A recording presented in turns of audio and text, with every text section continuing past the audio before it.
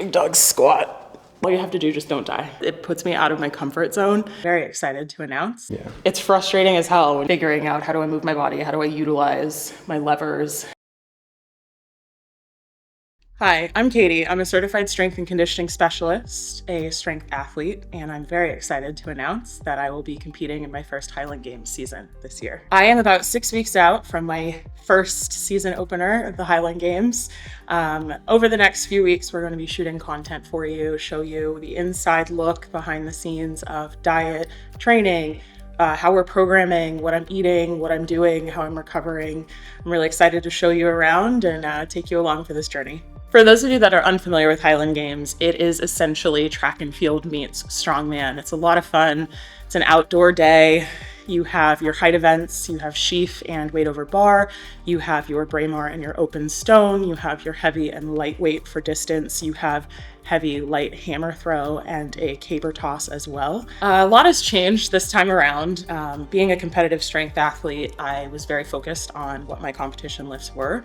This time around, I am obviously incorporating a lot of strength work, but really focusing on moving like an athlete, increasing my athleticism, increasing my speed, increasing ballistic movements, as well as a lot of plyometric movements throughout my training. I'm still incorporating a lot of strength movements within my training day to day, including squats, pressing, bench pressing, a lot of Olympic lifts, power cleans, power snatches, trying to maintain some speed and quickness within my lifts, but also balance the strength piece that you obviously need to throw.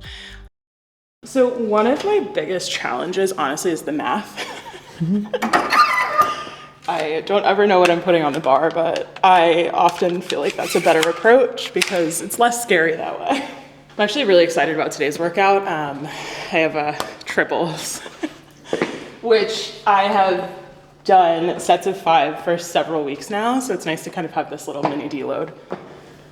No, I feel like that's like something too that like I'm conditioned to do this kind of stuff, but like you really see how like deconditioned you are with other things, and like it's really, really humbling to be like, oh, I can't actually do that without being out of breath. Yeah. It's frustrating as hell when you like, you know, you can do something and you know, you have good days and you have days where it's just everything feels mediocre or terrible. And it's just kind of like figuring out how do you get from that point to come back the next day and just continue to get reps in and know that like, okay, like I'm here, I'm gonna do it, I'm gonna work.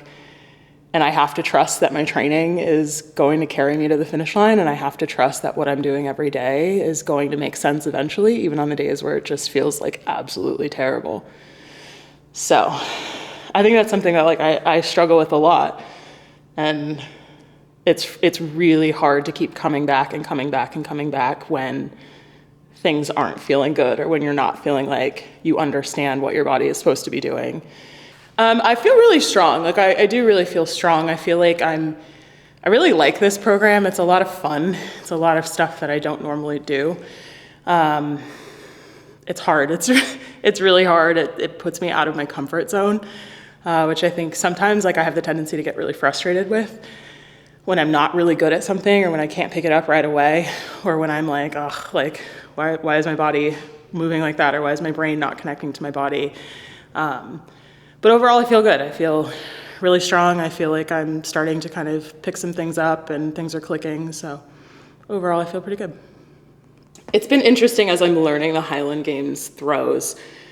It's interesting to kind of, in my brain, I'm like, oh, this exercise in the weight room is absolutely going to translate to this throw. And just realizing that like these implements are just so different than anything that you really can recreate in the weight room. So it's just kind of figuring out how you recreate it the best you can, how you generate force, how you generate speed, how you generate velocity, to translate into these throws that really aren't necessarily like an exact replica of any lift that you're doing in the weight room. Okay, so like here's the key to squats. All you have to do, just don't die. Just all you have to do is stand up, don't die. That's it. That's really it. Pro tip, follow me for more advice. You know, that's been something where like, I think for a long time I just kind of like, I let my other lifts carry me, so to speak. And like, I have a big squat, I have a big deadlift, I have, you know, a good clean big dog squat. Even when their knees sound like a bag of chips. You should mic up your knee.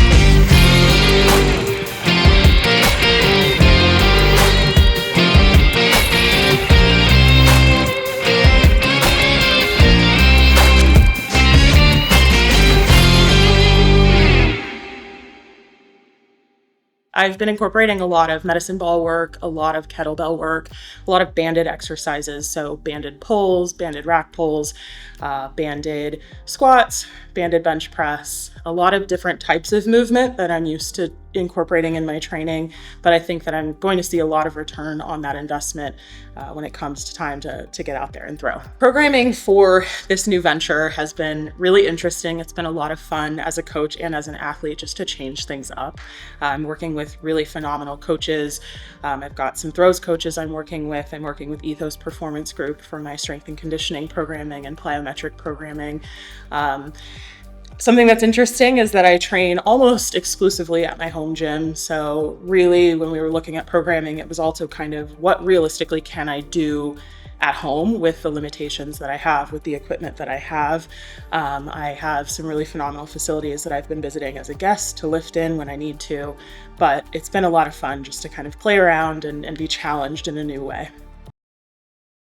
You know, part of moving away from strength sports and into something that's more athletic in movement, really you're generating speed. And so really taking back the weight and not lifting as heavy and just trying to focus on lifting faster has been a really big adjustment that I've had to make.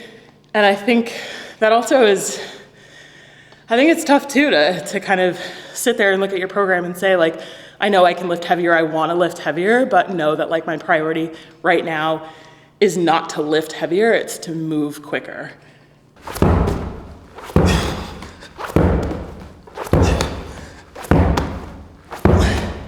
That I was, had a 10 pounder. I was like, I almost took my face off with it. And he's like, good, now go with a 6 or 8 pound and really send it. So, fuck it, let's do it. Yeah.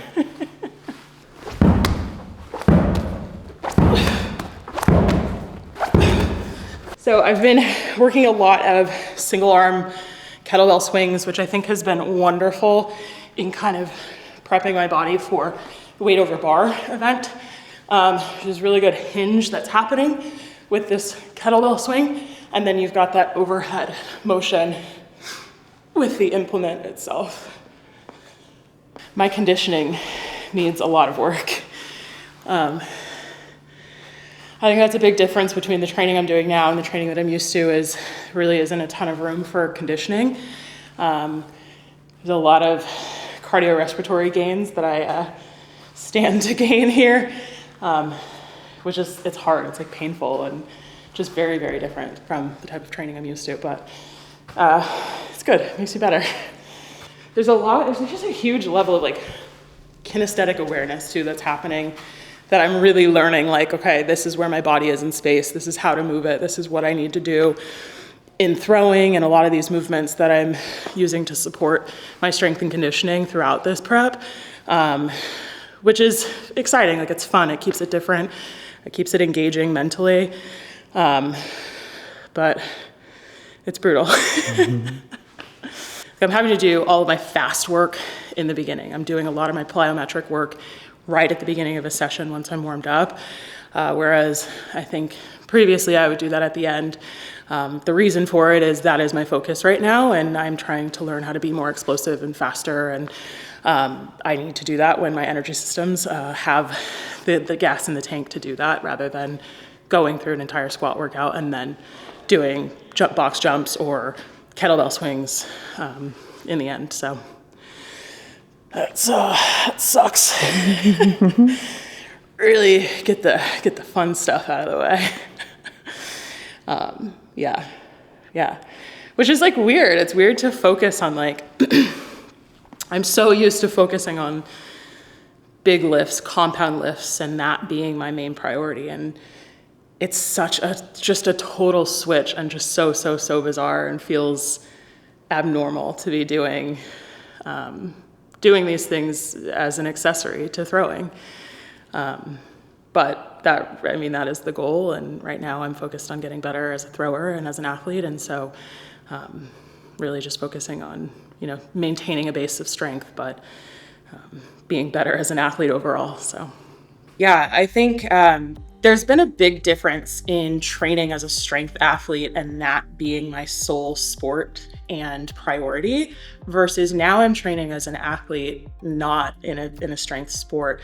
And so really identifying my areas of growth within my own skill set as an athlete, and really learning new movements and new movement patterns and motor patterns, learning how to move my body better and more efficiently for what it is that I'm trying to do. It's been really humbling to take a step back and really be vulnerable enough to really not be good at something. And so it's been a lot of fun to learn and to grow and keep pushing myself as an athlete. I'm really excited to bring you along on this journey of becoming a better, stronger, faster athlete.